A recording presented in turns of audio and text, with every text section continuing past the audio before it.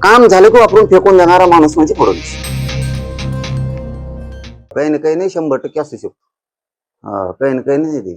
आता ह्या आठवड्यात असं ऐकायला येतं की सगळ्या मंत्र्यांनाच फडणवीस साहेबांनी स्वतःचे ओएडी दिलेत कारभार बघायला. म्हणजे यांचं काही चलत नाही. लय दशा झाली भाऊ यांची.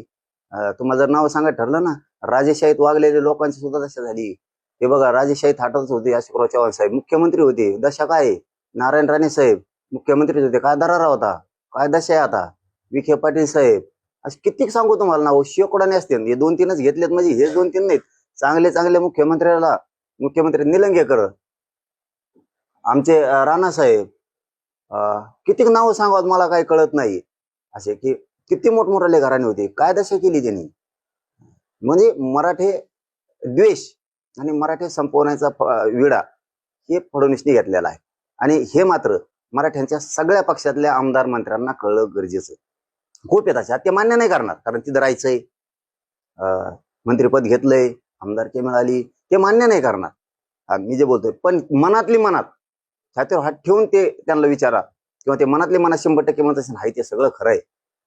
एवढे मोठमोठे लोक आहेत, ते लहान नाही आहेत. चव्हाण साहेब असतील, राणे साहेब असतील, विखे साहेब असतील, हे राणा असतील, कित्येक, मी तर म्हणतो मला कित्येक नाव घ्यायचं तुम्हाला यादीच देतो उद्या.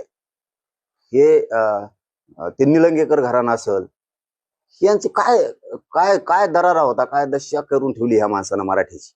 आम्हाला ते दुःख वाटतंय, त्यांना चिडवत नाहीयेत आम्ही. यांनी म्हणजे सगळे खुटीला मानलेत. आणि ही द्वेष मात्र सगळ्यांनी ओळख केला पाहिजे. शिंदे साहेब सुद्धा चालून द्या ना. शिंदे साहेब बघा इथे आलेत. मी कितीक नावं सांगू म्हणतो ना तुम्हाला. म्हणजे ज्या माणसानं फडणवीसला प्रवाहात आणलं, राजकारणातून पूर्ण फडणवीसचा रस्ताच बाजूला सरकारला होता, त्या शिंदे साहेबाला सुद्धा आज त्यांनी क्रॉस करून टाकलं. म्हणजे काम झालं की वापरून फेकून देणारा माणूस म्हणजे फडणवीस.